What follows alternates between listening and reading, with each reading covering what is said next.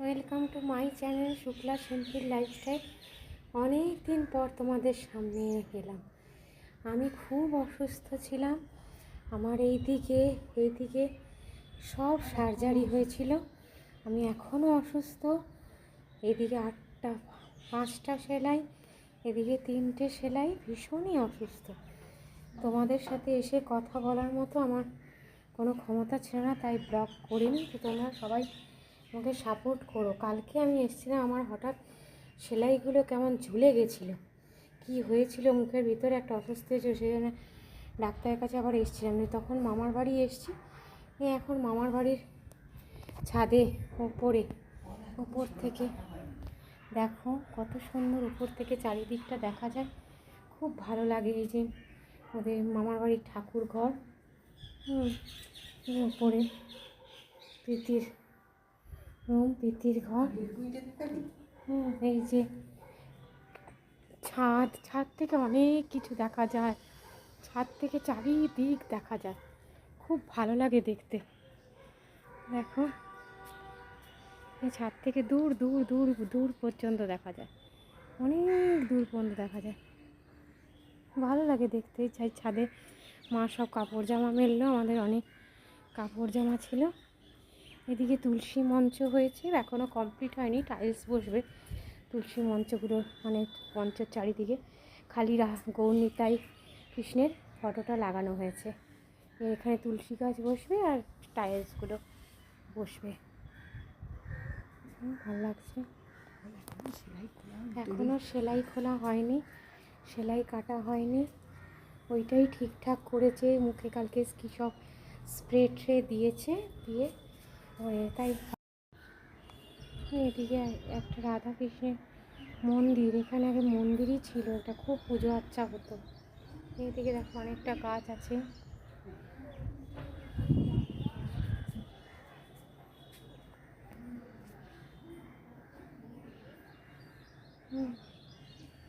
সব তোমাদেরকে একটু একটু করে দেখালাম।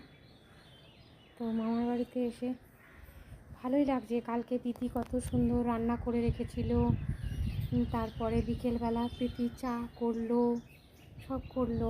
হ্যাঁ, এরকম ভালো লাগে মাঝে মাঝে কারোর কাছ থেকে এরকম আদর পেলে, যত্ন পেলে।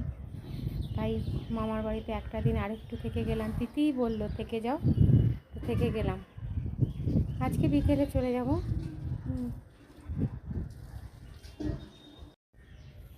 তাই ভাবলাম অনেক দিন তোমাদের সামনে আসিনি, তো তোমরা সবাই সাপোর্ট করো। আমি আসিনি বলে ভুলে গিয়ে আবার আমার পাশে থাকা ছেড়ে দিও না, আমার পাশে থেকো, আমাকে সাহায্য করো এগিয়ে যেতে। হ্যাঁ, এই পর্যন্তই আজকে ছোট্ট একটা নিয়ে আসলাম, ব্লগ নিয়ে তোমাদের সামনে। এই যে এখন মামার বাড়িতে শুয়ে শুয়ে রেস্ট নিচ্ছি। হ্যাঁ, ভালো লাগছে বেশ। আর মামার বাড়িতে ভালো লাগার একটা কারণ হচ্ছে এইখানটা না প্রচণ্ড খোলামেলা, একটু খোলামেলা জায়গা আমার খুব ভালো লাগে।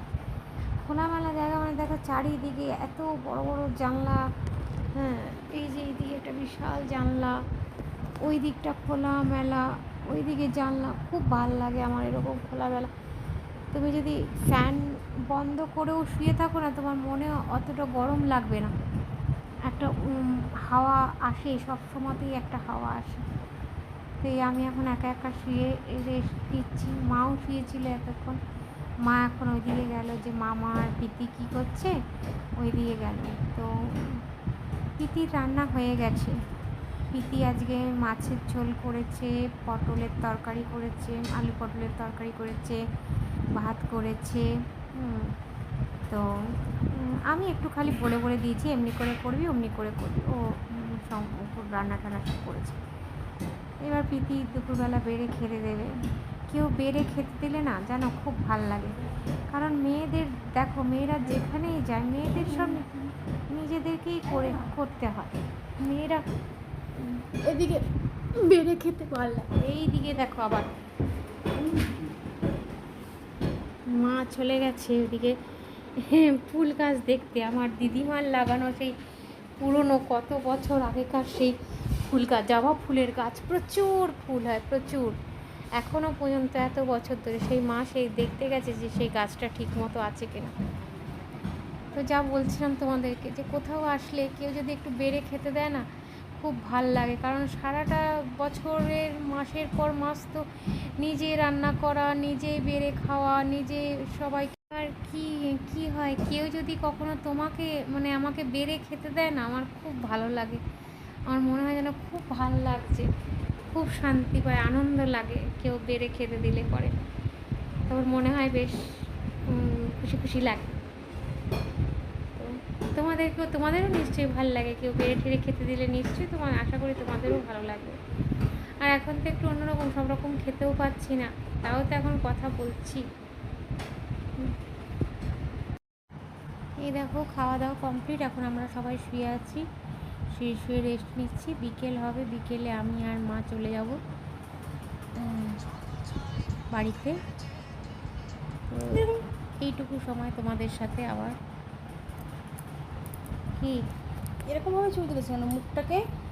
দাঁড়া তো আমি দেখি ভালো করে। মুটুম করে এই নেবো। যে পিতি শুয়ে আছে, ফোন দেখছে। পিতি সব গুছিয়ে টুচিয়ে মোছামুছি করে তারপরে এসে শুয়েছে। তো ব্যাস, আজ এই পর্যন্তই। মামার বাড়ির শেষ।